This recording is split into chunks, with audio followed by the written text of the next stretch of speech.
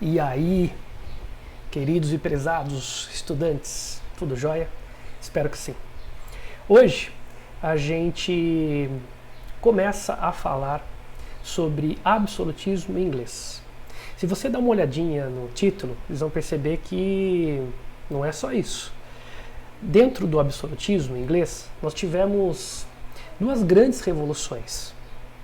As chamadas revoluções liberais inglesas do século XVII. Não vai confundir com as revoluções do século XVIII. Iluminismo, Revolução Industrial, Revolução Francesa, independência dos Estados Unidos, que foram também revoluções de caráter liberal, ou seja, defendiam ideias de liberdade política, econômica, de expressão, enfim. Aqui nós estamos falando das sementes do liberalismo que vai, de fato, florescer no século XVIII, o famoso século das luzes. Aqui nós falaremos de duas revoluções. A Revolução Puritana de 1640 a 1649, uma revolução de características liberais, a luta contra o rei absolutista. E a famosa Revolução Gloriosa de 1689, também uma luta contra o autoritarismo real na Inglaterra. Duas revoluções que falam em liberdade. Por isso, estamos falando de revoluções liberais do século XVII. São revoluções inglesas. Cuidado com isso. Bom, o absolutismo em inglês é de fato e não de direito. O que significa? Que diferentemente da França, onde o rei de fato, na prática, mandava, exercia um poder autoritário, e, ao mesmo tempo, as regras, as leis, os costumes e as tradições diziam que ele mandava, na Inglaterra o poder é de fato, ou seja, veremos que os reis terão na prática esse autoritarismo, esse poder absoluto, mas eles não tinham o direito de exercer esse poder absoluto. Ah, mas eu não estou entendendo. É que na Inglaterra, desde 1215, quando lá da famosa Carta Magna e a criação do Grande Conselho, e mais tarde do parlamentarismo, o rei tem os seus poderes limitados. O parlamento governa junto com o rei. Ele limita a sua autoridade. E nesse sentido, as regras, as leis da Inglaterra dizem que o rei não é absoluto. Deu para entender? Então aqui, de fato e não de direito. Na França, de direito e de fato e de direito. Bom, o absolutismo, moçada, na Inglaterra começa na dinastia Tudor. Dinastia é família. Então, esta é a dinastia do início do absolutismo. Exatamente. E veremos auge do absolutismo no governo de uma rainha fantástica chamada Elizabeth ou Isabel. A família de Tudor, ou família Tudor, é a família que queria Tudor para si, todos os poderes em suas mãos. É lógico que é uma brincadeira, né? Mas assim você não esquece.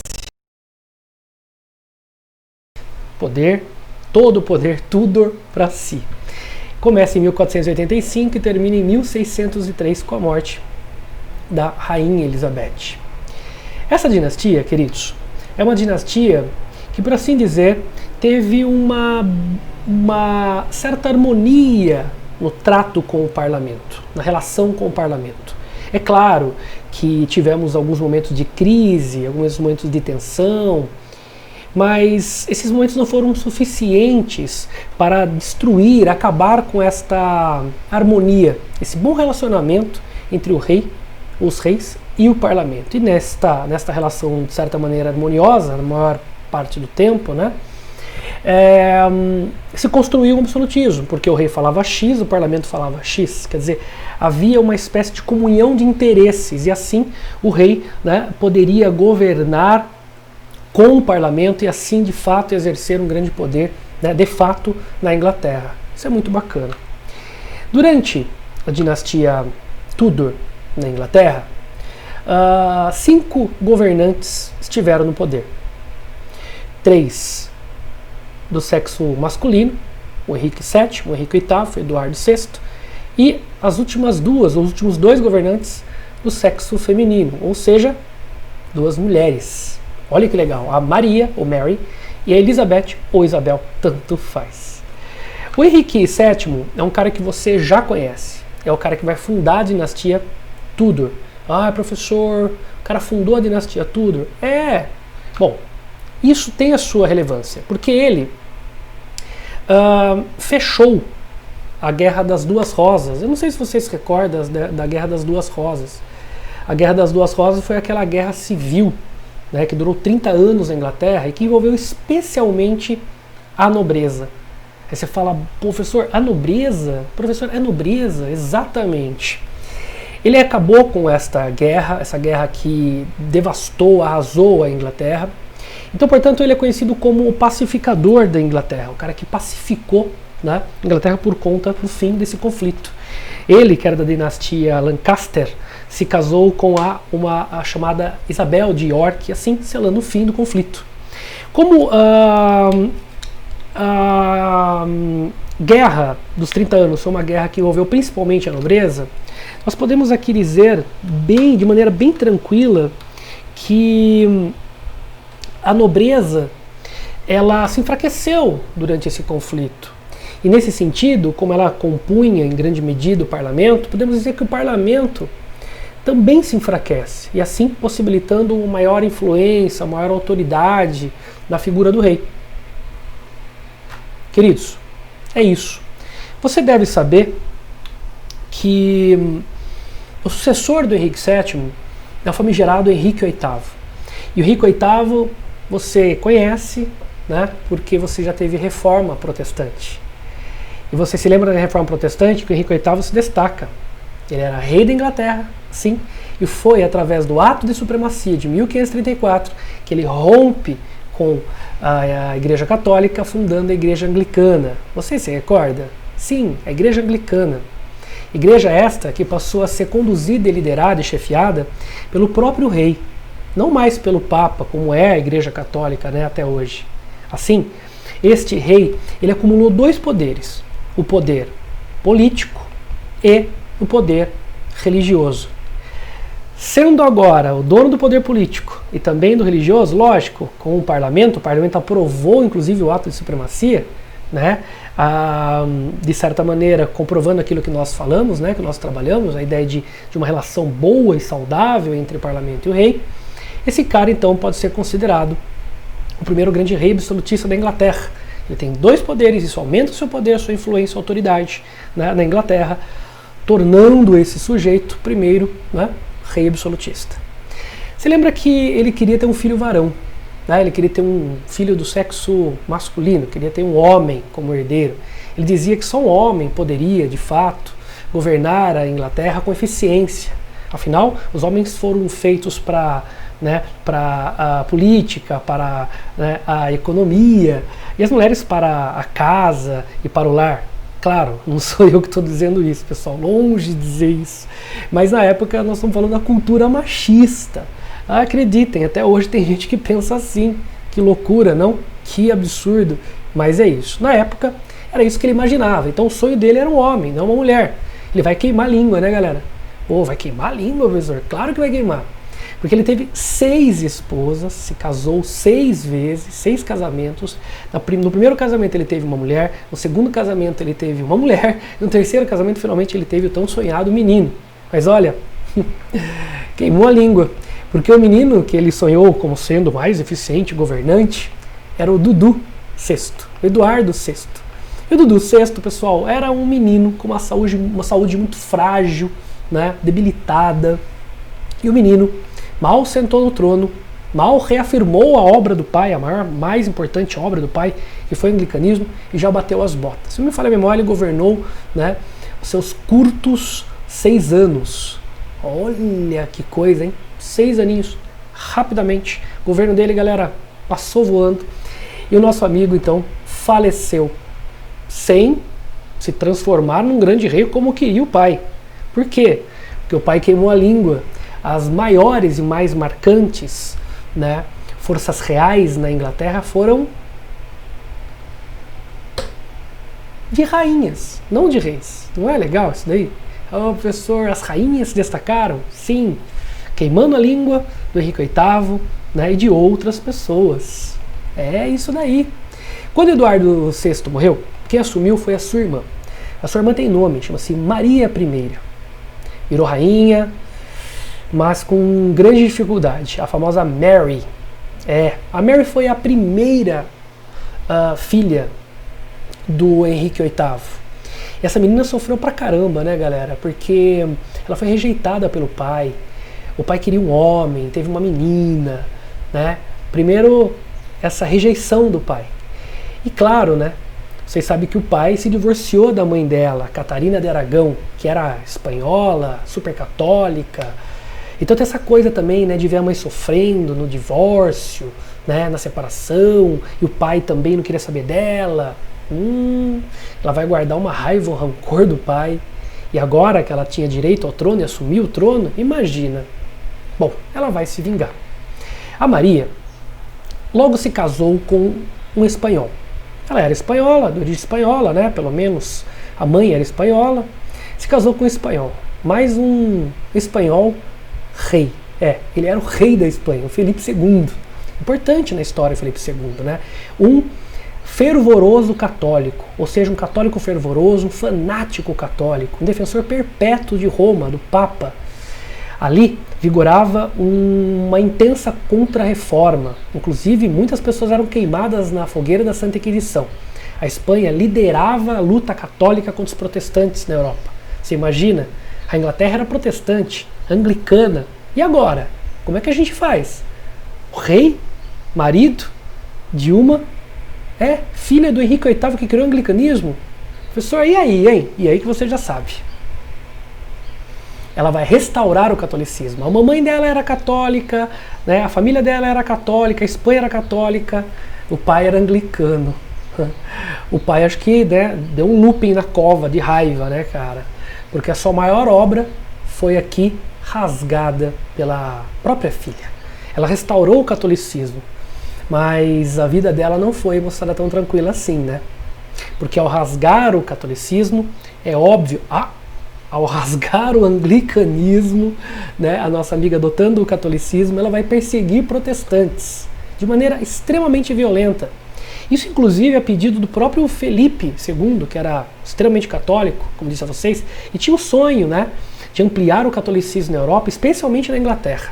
Para Felipe, o casamento era um casamento político, né, com interesses católicos, claro. E para ela, talvez o amor, talvez o afeto. Talvez. Por quê? Porque o Felipe não ficava na Inglaterra, ninguém gostava dele na Inglaterra, ele também não gostava da Inglaterra e permanecia na Espanha. E a menina, olha, rejeitada de novo, agora pelo marido. Ela até simulou 2 gravidez. Professor, não acredito. Para manter o cara na Inglaterra. Que coisa, não? Bom, permaneceu sozinha, o casamento não deu certo. E ela, rejeitada pelo pai, rejeitada pelo marido, enfim, vai ser lembrada na história de maneira pejorativa. Olha aí, ó, a sanguinária, Blood Mary, Blood Mary. Na mão esquerda, o terço, na direita, uma Bíblia, e atrás, dá uma olhada. É isso, pessoas em chamas. Imagina, cara, o que ela fez na Inglaterra e como ela foi lembrada como uma rainha sanguinária, matou muita gente. Alguns dizem que ela na verdade aplicou a Santa Inquisição, né, a pedido e sob pressão ainda do próprio marido na Inglaterra. Perseguiu muitos protestantes, matou muitos protestantes e de maneira, né, absolutamente cruel, violenta, tá? Como vocês estão vendo aí, com a queima dos seus corpos. Terrível, hein? Bom, tá aí. Perseguiu violentamente anglicanos, ela perseguiu também especialmente puritanos. A gente não pode esquecer que puritano é calvinista na Inglaterra, né? O calvinismo nasceu na Suíça, mas as suas ideias se espalharam por toda a Europa, chegou na França, chegou até mesmo na própria Inglaterra. E na Inglaterra o calvinismo passou a se chamar puritanismo. Você sabe que o calvinismo tem seus princípios fundamentais, mas ele é interpretado de acordo com a nação, de acordo com a cultura, né, de um determinado país, tá? Então ela tem o seu tempero nacional. Então o calvinismo ele não é exatamente igual né, em todo lugar no mundo. Isso é importante, né? A burguesia interpretou o calvinismo com aquela coisa do sinal divino, que é o sucesso econômico, enfim. Mas isso não é a única abordagem do calvinismo, que fique claro para vocês. Aqui é o puritano. O puritano foi perseguido, assim como os anglicanos, e muitos foram mortos, terrivelmente. O governo da nossa amiga Maria foi um governo também muito complicado na questão econômica. Nós tivemos péssimas colheitas que acabou aumentando o preço dos alimentos e aí fome, miséria, né? E ela foi culpada, né? Ela, antes de morrer, tentou encaminhar a sua irmã para o catolicismo, de modo que ela continuasse, né, essa luta contra o protestantismo. A gente vai ver o que vai acontecer. E a gente, então, ilustra o governo da Maria com um videozinho.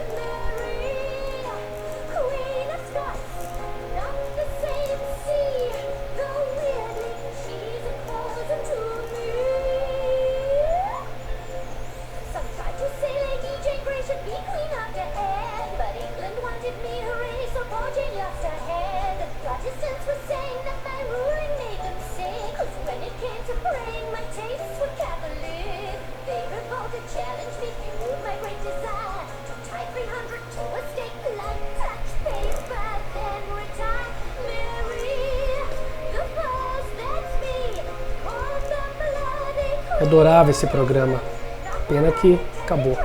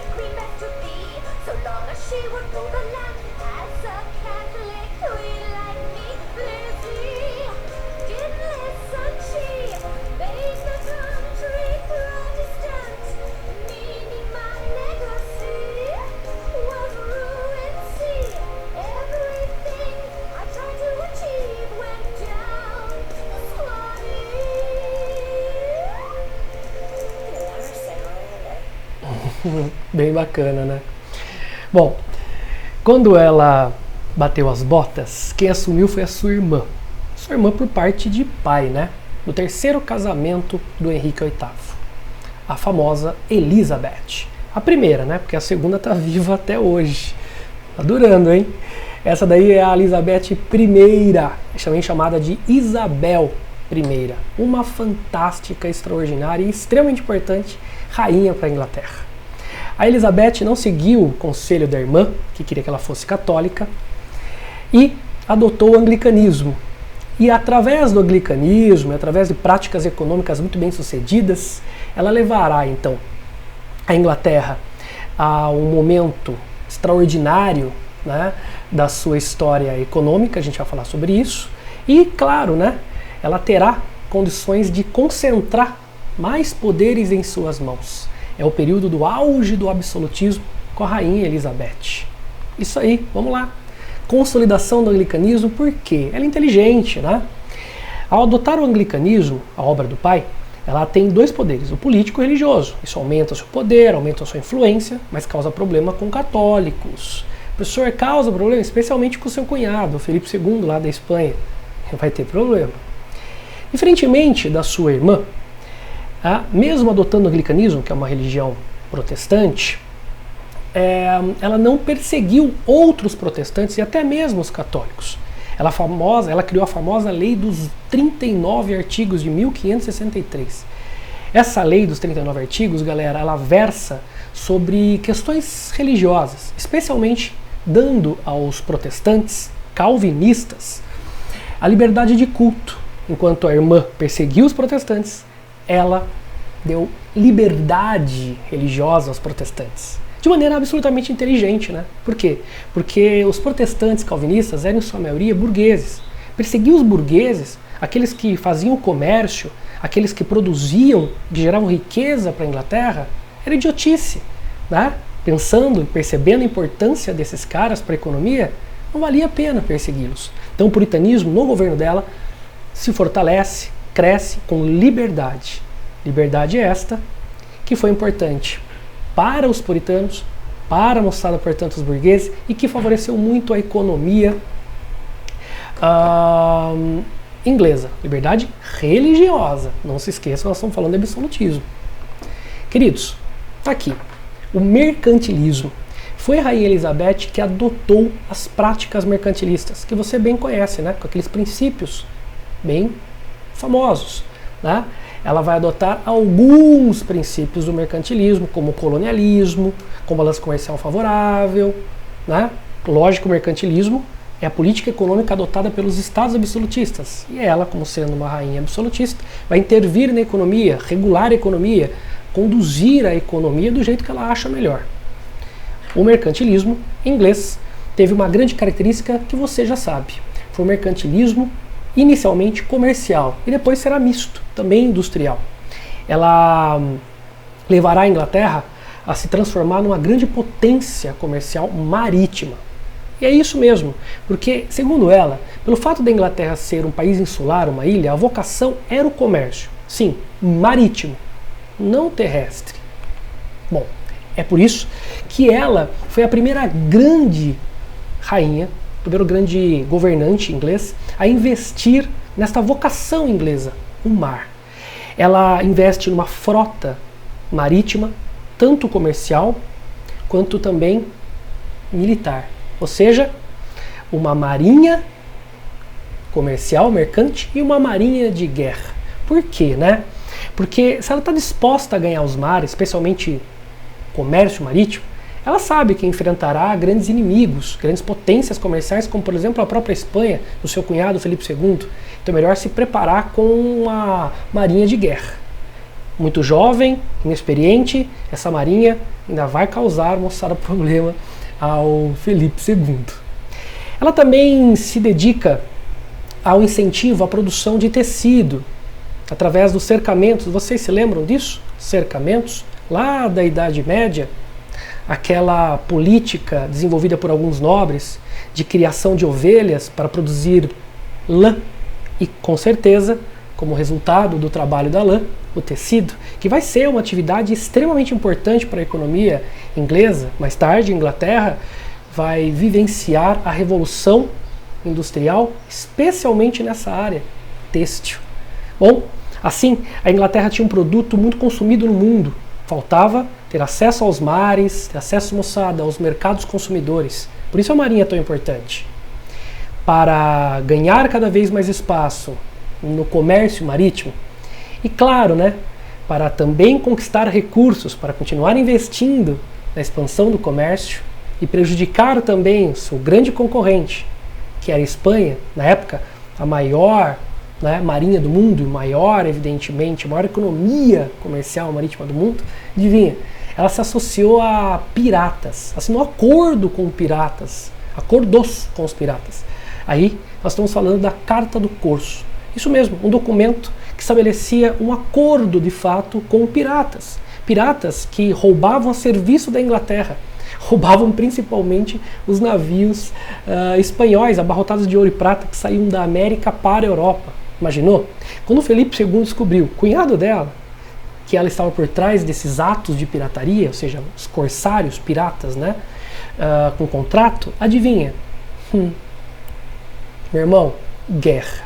E a guerra para o Felipe II não era só por conta dos roubos apoiados, né, os atos de pirataria apoiados pela Rainha Elizabeth, mas porque o Felipe ainda tinha aquela ambição, né, de levar o catolicismo novamente para a Inglaterra, lembrando que ela era anglicana. Assim, temos a famosa Guerra do Corso. Guerra do Corso, porque lembra corsário, lembra pirata. Corno é outra coisa, você deve saber. Ah, não sei, tá ótimo, melhor ainda. De um lado, então, na Guerra do Corso, nós temos a Inglaterra, da Rainha Elizabeth, e do outro nós temos o famigerado espanhol Felipe II, o cunhado dela, inclusive, né? Felipe II já era experiente, a Espanha já era uma nação muito poderosa, né? E tinha uma marinha conhecida pelo título de Invencível Armada. Já imaginou enfrentar a Invencível Armada? A Rainha Elizabeth tinha uma marinha jovem e inexperiente. Quem será que ganhou essa guerra? A lógica diz uma coisa, mas a realidade diz outra. Tire 2 letrinhas da Invencível Armada e você vai descobrir quem perdeu. Quem perdeu foi a própria Espanha, acredite. Tá aí, né? Muitas mortes, derrota da Espanha.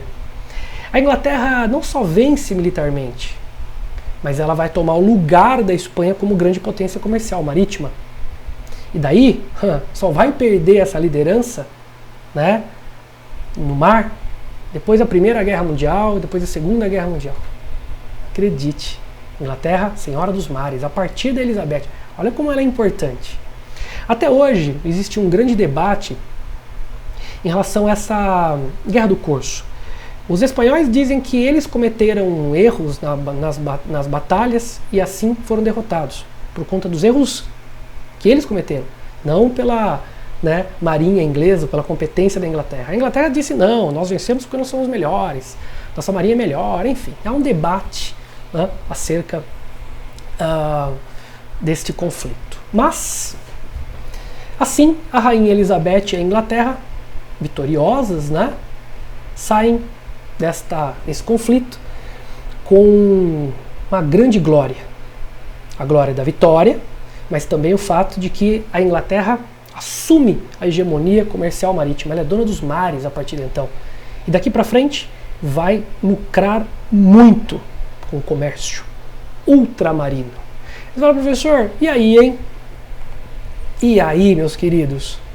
Que se não bastasse tudo isso que a Rainha Elizabeth fez, foi ela também a precursora, né, nas grandes navegações inglesas. Foi ela a primeira governante, primeiro, né, governante inglês a lançar a Inglaterra nas grandes navegações, na expansão marítima. Você sabe muito bem que o novo mundo, né, especialmente a América, estava em grande medida nas mãos dos países ibéricos, Portugal e Espanha, que assinaram o Tratado de Tordesilhas e dividiram do jeito que acharam melhor. O que sobrou ficou para os países retardatários, ou seja, que saíram depois das grandes navegações, saíram depois para as grandes navegações. Ficaram, por exemplo, com aquilo que não interessava a priori espanhóis e portugueses, a América do Norte. Franceses e ingleses vão disputar, inclusive através de armas, esses territórios, o Canadá hoje e os Estados Unidos também, né, de hoje. Bom, ela que inicia o processo de colonização. E as primeiras embarcações inglesas vão ancorar na costa leste-sul dos Estados Unidos de hoje. Território banhado pelo Oceano Atlântico. Exatamente. Daqui, mais tarde, nascerão as 13 colônias inglesas. Mas por enquanto, só algumas colônias nessa região que vocês estão vendo aqui em verde. Estão vendo? Na cor verde. Né? Que nós chamaremos de colônias do Sul, as primeiras colônias inglesas da América e na América do Norte.